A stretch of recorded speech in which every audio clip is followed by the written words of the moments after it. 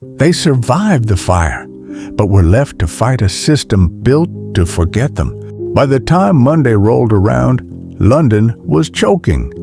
The fire had already destroyed huge sections of the city, but it wasn't done. It was pushing west now, moving into the heart of London's business district. Stone buildings that people thought would never fall were crumbling. Entire streets disappeared in smoke. The blaze wasn't just burning buildings, it was burning lives.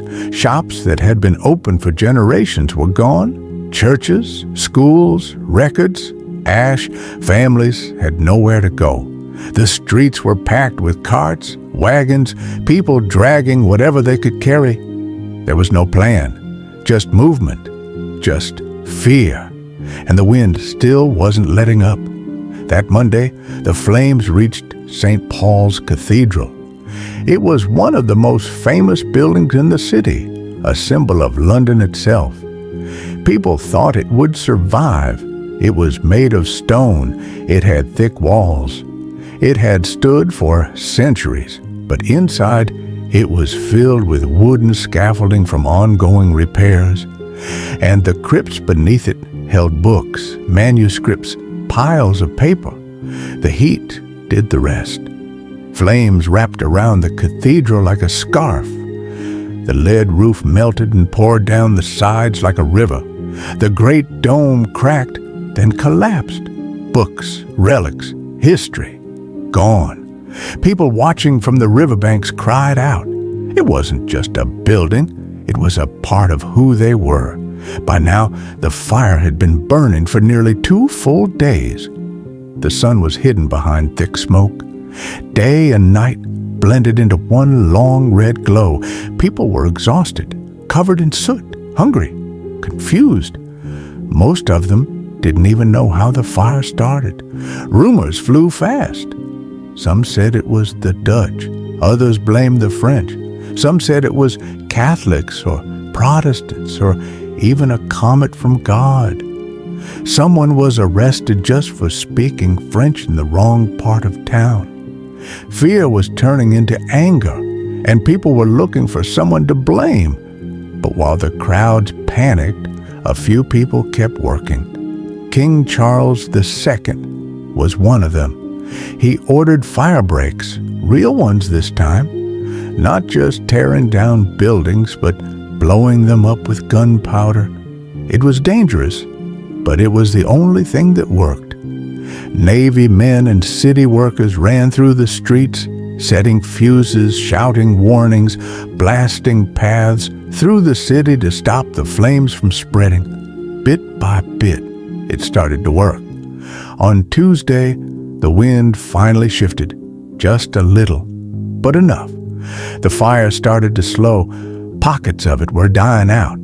In places where the gunpowder had done its job, the flames had nothing left to feed on. It didn't stop all at once, but for the first time in days, people began to feel like maybe, just maybe, it was ending. By Wednesday morning, the worst of it was over. London was still smoldering. Hot embers floated in the air. You could smell the fire in your hair, your skin, your breath. But the fire itself had lost its grip. Now came the silence, the kind that feels heavy, like the world's holding its breath.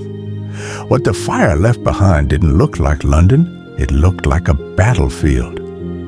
4/5 of the city's inner core was gone. 13,000 homes, 87 churches, dozens of halls, markets, libraries, and shops burned to the ground.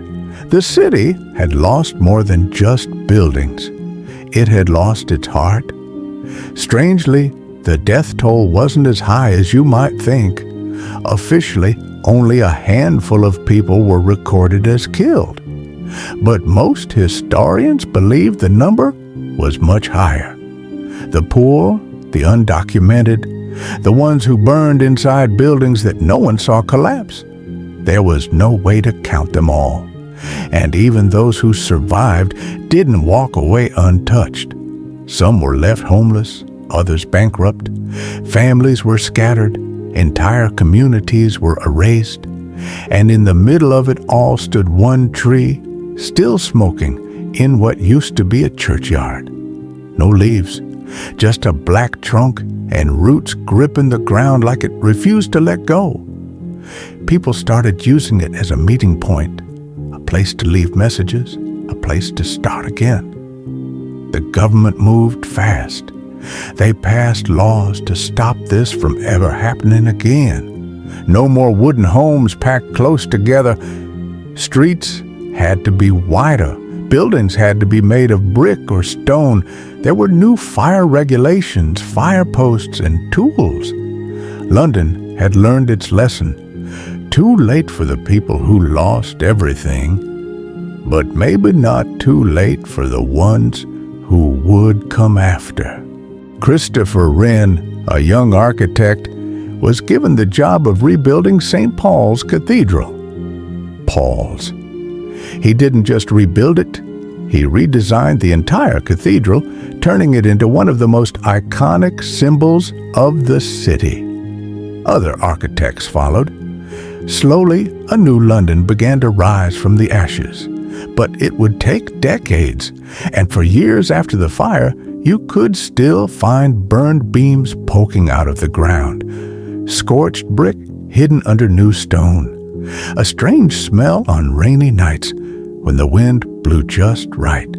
They called it the Great Fire, not because of how big it was, though it was huge, not because of how long it burned, though it burned for days, but because of what it changed.